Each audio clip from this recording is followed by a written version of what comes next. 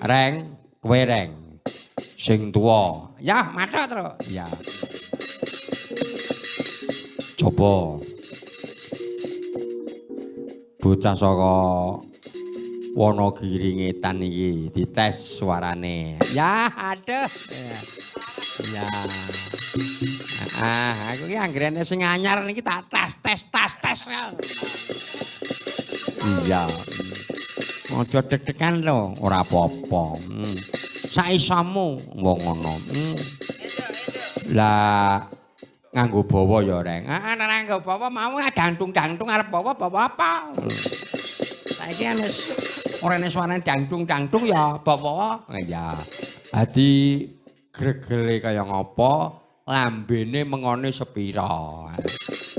Ya nek bocah iki samono kuwi lambene iki mesti cucut. Lah iya. Mengone iki ciyut. Merga njumbuhke swara. Iya, coba. Apa nduk, kowe bawa apa ndang coba? Tak kepengin krungu suaramu. Saisamu. Pelok 6 ya kena, pelok barang ya kena, slendro 9 ya kena. Kuwi nganggo mic. Saose mic kuwi, Bre. Oh. Mike mati, Mas. Mike iki kok muta mati. Orane sing urip kabeh mati kabeh. Yes. Ya wis. Apa rasah bawa piye Mike mati kabeh? Ya kuwi ya mati. Pak Dalang. Oh ya, apa Nduk? Menawi jeneman apa mboten anggen? Jeneman? Nggih. Ora apa-apa. Mbok kowe kuwi nembang anu apa jenenge sluku-sluku bathok wae aku ora apa-apa kok. Tenan. Nih. Mbok kowe iki nembang riuri jangan widodari. Rere iki nyamplok ke blendo lembange apa? Kembang banga. Ning kowe. Wis ora apa-apa. Kowe nembang apa wae aku wis matuk. Tenan. Kandek nggih, Pak. Apa? Kandek. Sesuk, Dok. Oh, anu jeneman kandek. Nggih. Krungu kuwi jeneman ngandek. Kan urung wayahe ngandek kaya kowe ya. Bocah iso mblinyir ngono ya.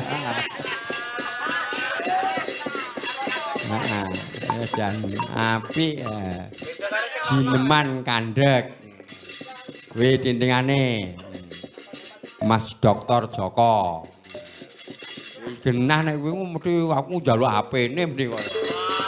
Aduh pokoke Dok, HP. Mesti langsung tak job ngono lho. Ya, mungkin rada ndang pinter. Nek anggere melu Pak Tekling ndang dadi kowe. Anggere kerep melu Pak Tekling ndang dadi. Dadi napa, Pak? Wah, dadi pinter aja kaya yoga lambene dadi bocah. Yoga kok lambene mesti elek, ya ora? Ngayo. Wes. Dadi pinter lho, ngayo. Ampun ditukani nggih, Pak. Piye? Ampun ditukani mungkin. Ora. Kowe kuwi wis ora mungkin aku kok ndukani kowe wis ora mungkin. Mbok kowe kuwi nembang anu sluku-sluku bathok terus ting ting nonong ning nonong ning nonong ning nonong ngono apa-apa kok. Ya dah. Ngandek jang. Wati ati Muarane ya apik kok. Besok makan ya Dok ya. Apa? Bu, marai grogi, Bu. Piye? Niki lho, Pak, marai grogi niku. Sing mari grogi sapa? Niku. Alah, engko tak tutuke. Kok tak duduk gede Dok. Wah, lambene Lambene yoga iki mate mari grogi. Ya. Nek Pak Dalang ora mari grogi. Ya. Napa nggih, Pak? Alah kandhani wong aku ki wong anggere nyawang ngono kuwi seneng kok. Wong lambene yoga mari rusak. Wis, Cuk. Wis aja ngrungokke lambene yoga. Wis ngono Pak Tengkleng wae malah apik. Terus Mong sirawa merati dasar wes gandes luwes sak solahe sunduk sekar mlati ngambar-ambar kondo wangi ngagem rimo plangi wimbo reseping ati pacai tindak iya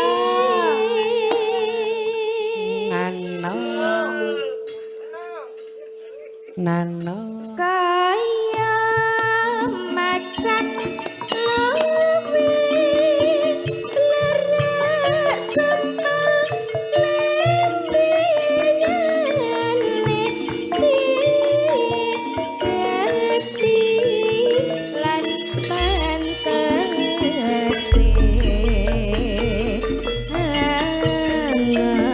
diko arom gumepyer katon becane tledak sare amimbuwi nguci wate kang pindho mustika saiba endah ing panggedhe santosa rasa lahir batin.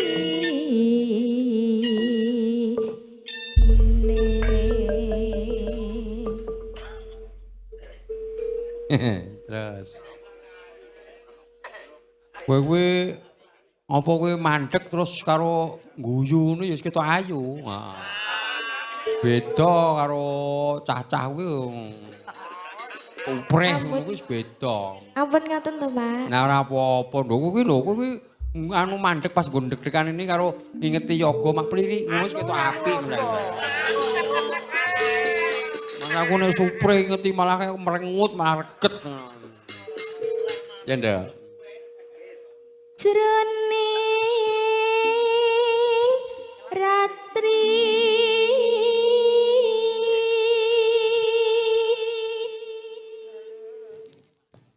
ana gendeng embrek wangi ngambar ambar angebeki taman sari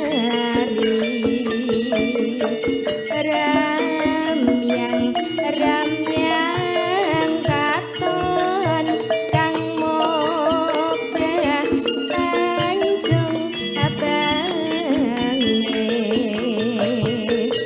dadya kerat kerot aning belumbang dununge sahing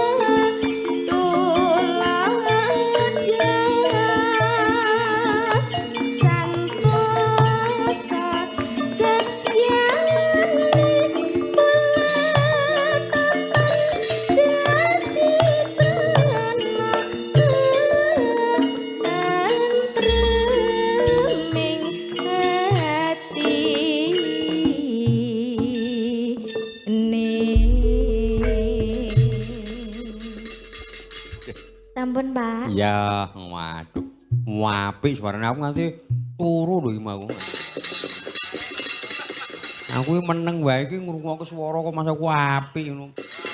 Dadi swara ku nyandas sama clekut clekut clekut. Mas aku nek suarane supre mas sirahe mak teng teng teng.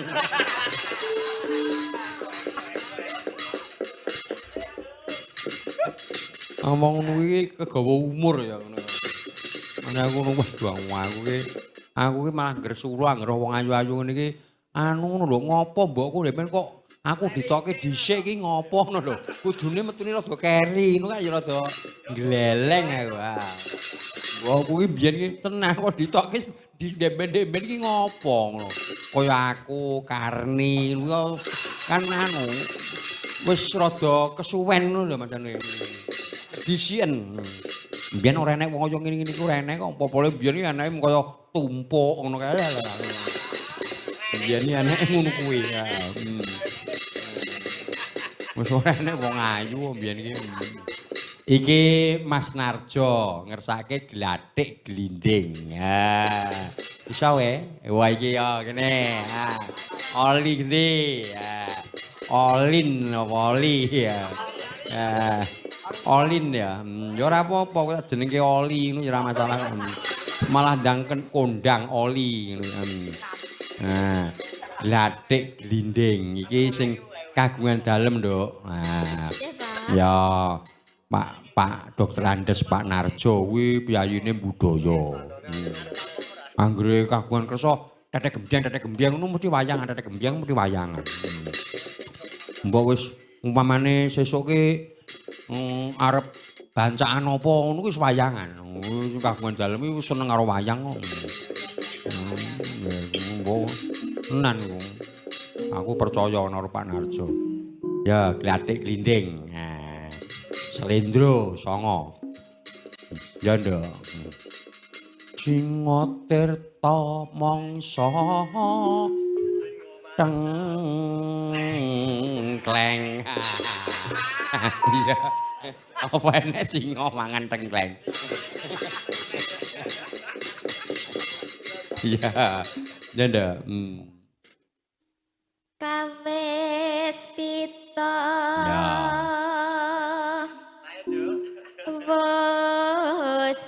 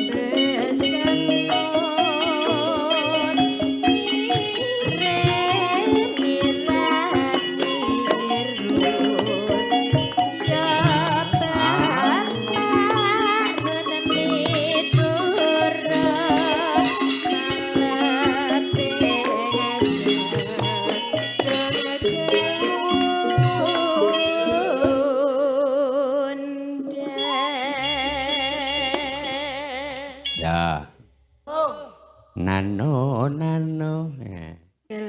Adik kelinding atit. Ya. Wong pancen yo agek ngono kuwi pemene manuk ya agek manuk nano gik ngene agek ngene kuwi. Beda kaya Septi ngono kuwi wala sekong. Manuk gur ketekung. Septi ngono kuwi supreh barang kuwi wis kaya supreh ki sing dawu kok. Wis ngono kuwi nek ngene iki cek nano gik ngene. Ya ngono kuwi jumbo karo umur. Andane ya tenan. Ya ndak. Ora apa-apa. Nano ya. Talit di. Ya. Yo rung pati anu yo. Ngono. Kablak iki jek rada plik ngono kok. Sindan sing gerang-gerang ndo guyu. Ya dah.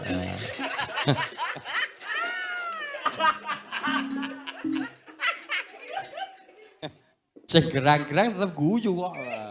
Rumasa dhewe wis kong.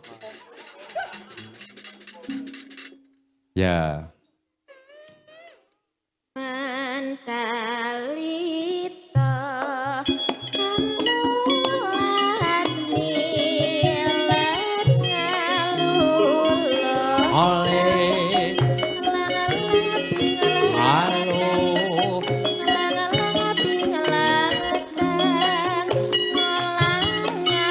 ngalo lale olilo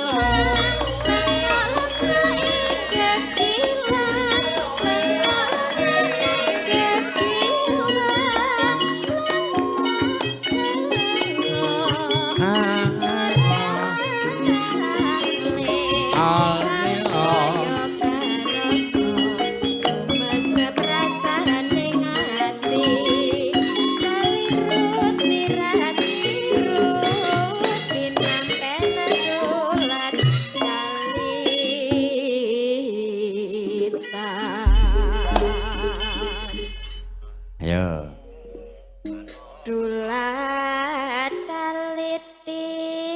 ya ini apa-apa ngono ya nah terus Dulat taliti. Ya. ngono manuk emprit ya titit kayak ngono neno ya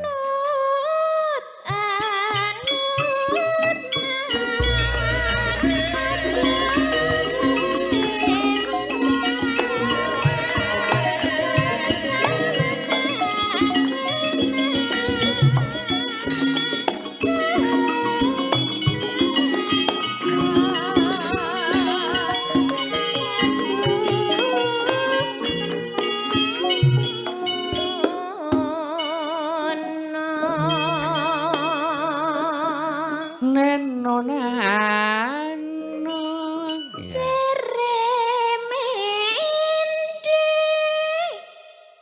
Indah ame openi sandang pangane